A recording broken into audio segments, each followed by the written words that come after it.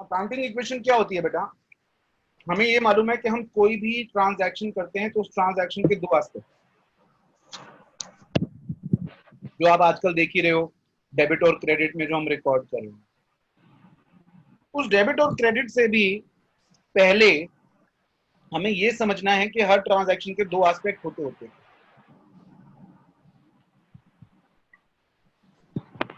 हर transaction के दो aspect क्या होते हैं हमें वो समझना है। वो समझने के लिए अकाउंटिंग इक्वेशन हेल्प करती है बेटा। अकाउंटिंग इक्वेशन होती क्या है बेटा, उसको समझाने के लिए एक एग्जांपल लेते हैं। हमारा कैरेक्टर जो है, जो हमने जिससे अकाउंट सीखा है, जिसका नाम है मुन्नी लाल।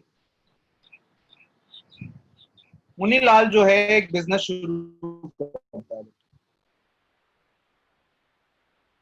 मिठाई की दुकान खोलता है। अब इस मिठाई की दुकान में बेटा ये घर से लाता है, अपने पैसे लाता है कुछ 5 लाख रुपए, लोन ले लेता है 4 लाख, टोटल हो जाता है 9 लाख।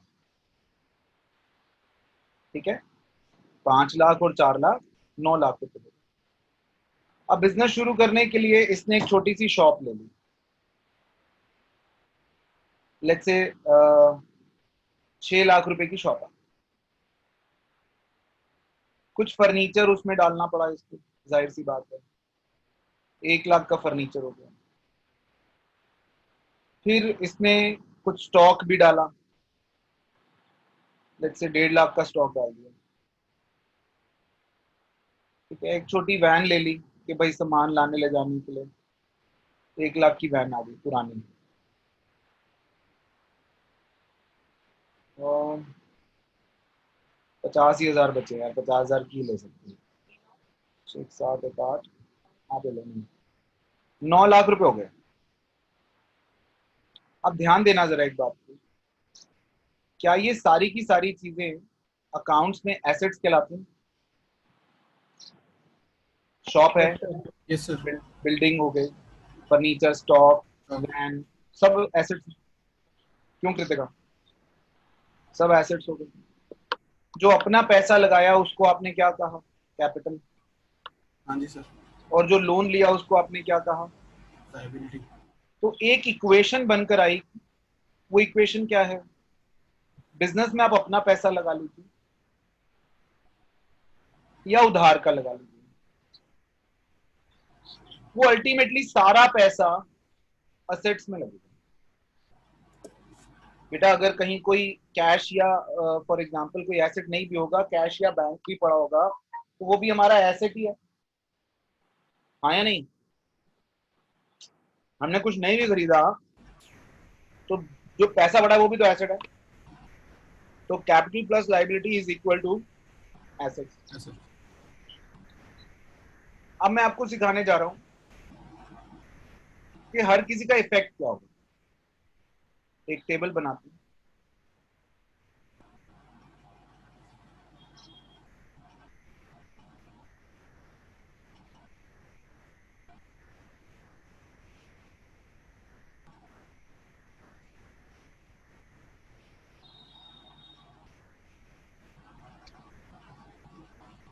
इस टेबल का नाम लिखते हैं effects of transaction, EOT। Serial number, transaction, assets always equal to capital plus liability। मैंने आपको ये बता दिया कि हर ट्रांजैक्शन के दो इफेक्ट कम से कम होंगे। इस टेबल के थ्रू मैं आपको ये समझाने जा रहा हूं कि वो दो इफेक्ट क्या क्या होंगे। जैसे इंट्रोड्यूस्ड कैपिटल, ओनर ने बिजनेस में पैसा लगाया, बिजनेस में कैश बढ़ दी। बेटा ओनर और बिजनेस अलग अलग होते हैं, हमें मालूम। ओनर जब एक का आया आंसर ठीक ओके हो गया। ओनर ने अगर बिजनेस में पैसा लगाया तो बिजनेस में कैश आ गई और इधर से कैपिटल आ गई, हाँ या नहीं? फिर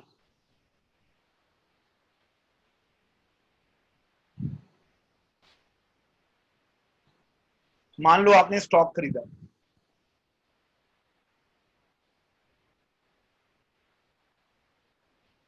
गुड्स,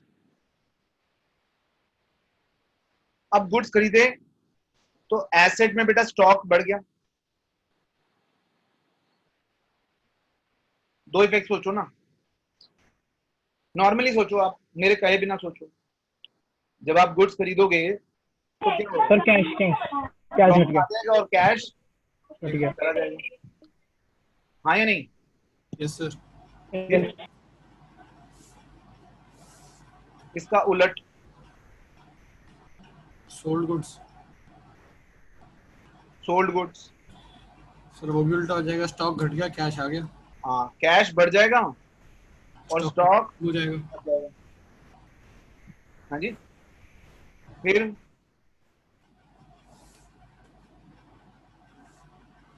आपका कोई खर्चा, एक्सपेंस या फिर लॉस, अगर हमने पे किया है कोई एक्सपेंस, जैसे बिजली का बिल पे किया है, रेंट पे किया है, कुछ ऐसा खर्चा पे किया, सैलरी पे करी है, तो कैश जाएगी। कैपिटल भी जाएगी। जितने भी खर्चे होंगे बेटा उससे कैपिटल जाएगी, जितने भी आपकी मेन आइडिया होता है कि इनकम जो भी आ रही है वो तो आपकी एसेट में बैलेंस हो जाएगी, जैसे इनकम स्टॉक से भी आ सकती है, तो स्टॉक तो वही बैलेंस हो जाएगा, लेकिन अगर हमारे एसेट साइड में तरफ कैश हिल रहा है तो वहां से कैपिटल हिलेगी, ऐसा कुछ। अकाउंट नहीं, आप जर्नल और इसको मिक्स मत करना, जो rules of debit and credit चल रहे हैं उसको और इसको मिक्स मत करना, वरना आप कंफ्यूज हो। अच्छा वो अलग चलता है, वो एलैबोरेटेड है, ये सिर्फ बेस है। ओके ये सर। सिर्फ ये समझने के लिए कि दो इफेक्ट होते हैं बस, ठीक है। अब कोई खर्चा या लॉस होगा तो कैश और कैपिटल चली जाएगी, यस और सर। इसका उल्ट, अगर कोई इनकम होगी आपको, सर लॉस में क्या कैपिटल माइनस होगा और क्या माइनस होगा? कैपिटल और कैश चली जाएगी ना बेटे। आदित्य क्या बोला? और आदित्य सर क्या बोले आप? सर लॉस में तो कैपिटल माइनस होगा और क्या होगा सर? और कैश माइनस होगा ना। सर लॉस में भी अगर कोई लॉस, अच्छा आपका कहने का मतलब है कैश नहीं गई, मान लो हमारी मशीन को आग लग गई बेटा, तो मशीन माइनस हो जाएगी और उधर से कैपिटल माइनस, ठीक है। तो इनकम होगा, अगर कैश में इनकम हुई है तो कैश बढ़ जाएगी और इधर से कैपिटल बढ़ जाएगी, उल्टा, ठीक है।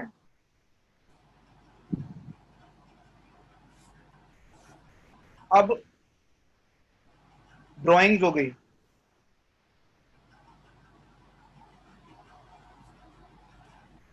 अगर कुछ ड्राइंग्स हुई हैं, ओनर ने कुछ पैसा निकाल लिया अपने यूज के लिए, तो इधर से कैश चली जाएगी और इधर से कैपिटल चली जाएगी। जब उसने पैसा लगाया तो कैश और कैपिटल आ गया। तो ड्राइंग मशीन की भी होगी तो भी मशीन और कैपिटल, हाँ, स्टॉक की होगी तो स्टॉक और कैश कैपिटल। चेंज हो सकता है लेकिन कैपिटल नहीं चेंज होगा। कैपिटल वैसे ही हो रहा है जैसे अभी हो रहा है, तब भी होगा। अगर मान लो ड्राइंग्स में वो कैश ना ले गया, वो गुड्स ले गया, तो गुड्स और कैपिटल। अपने घर में जैसे आपकी दुकान है बेटा, यस आप सर। अपनी दुकान से घर के लिए कुछ सामान लाओगे तो आपकी ड्राइंग्स कहलाएंगी। Yes sir. तो आपकी दुकान से स्टॉक माइनस होगा और उधर आपकी कैपिटल, ठीक है।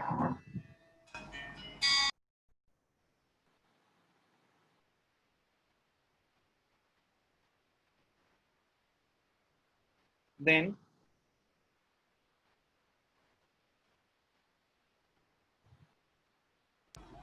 गुड्स परचेज ऑन क्रेडिट, अगर आप गुड्स उधार खरीदोगे तो एक तो बेटा आपका स्टॉक बढ़ेगा, कि खरीदे तो हैं, इधर आपकी लाइबिलिटी बढ़ जाएगी क्योंकि आपने उधार खरीदा है, हाँ या नहीं? तो हमारा क्रेडिटर में लायबिलिटी हो गया। हाँ, गुड्स जब आप खरीदोगे तो एक तो स्टॉक बढ़ेगा और एक लाइबिलिटी बढ़ जाएगी, ठीक है। और इसका उल्टा, अगर मैंने गुड्स खरीदने की बजाय गुड्स बेच दिए तो बंद कर दें।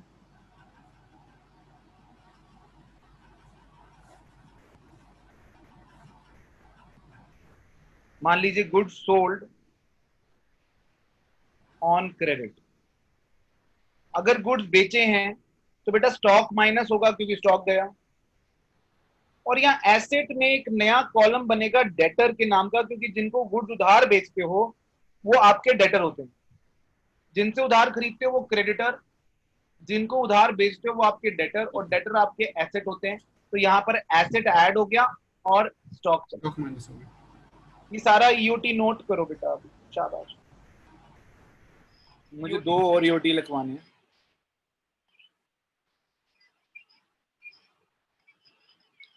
Outstanding expenses.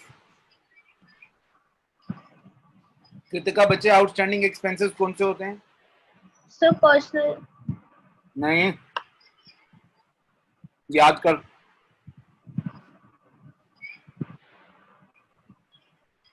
Outstanding expense sir liability में। हाँ, होते क्या है? सर वो जिसमें हमें ड्यू हो चुका है लेकिन हमने पे नहीं किया है। बहुत अच्छे।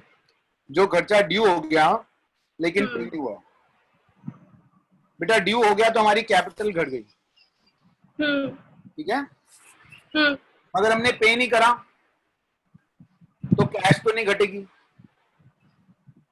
हमारे सर पर लाइबिलिटी की तरह बन जाएगा। ये लाइबिलिटी में प्लस हो जाएगा। एक आउटस्टैंडिंग खर्चा जो ड्यू हो गया और हमने पे नहीं किया तो कैपिटल में से माइनस होगा, क्योंकि खर्चा ड्यू तो हो चुका है। मैंने अभी थोड़ी देर पहले बताया था कि कोई भी एक्सपेंस या लॉस होगा तो वो कैपिटल में से माइनस होगा। पहले वो कैश में से इसलिए माइनस हो रहा था क्योंकि हमने दिया था, अब हमने कैश में दिया ही नहीं है, तो कैपिटल में माइनस एज यूजुअल इसी की तरह, मगर कैश में ना माइनस होने की बजाय लाइबिलिटी में प्लस। ओके, इसका उलट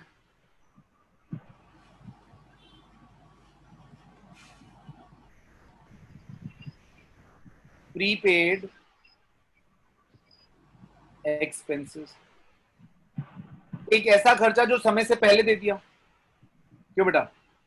प्रीपेड एक्सपेंस कौन सा होगा? जो खर्चा हमने समय से पहले दे दिया उसे प्रीपेड एक्सपेंस कहते हैं। तो यहाँ कैश में से माइनस होगा क्योंकि पैसा तो गया है, और यही एसेट में एक नया कॉलम बनेगा प्रीपेड एक्सपेंस के नाम का, क्योंकि प्रीपेड एक्सपेंस आपके लिए एक एसेट है, उसमें ऐड हो जाए।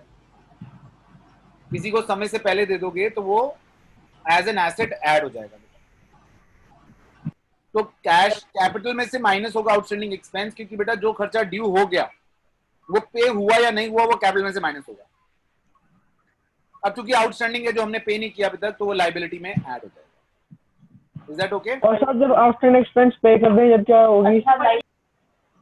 जब पे करोगे हाँ, तब ये लाइबिलिटी माइनस हो जाएगी बेटा, क्योंकि लाइबिलिटी नहीं रहेगी फिर, और इधर कैश माइनस हो जाएगी। Okay sir. ठीक है।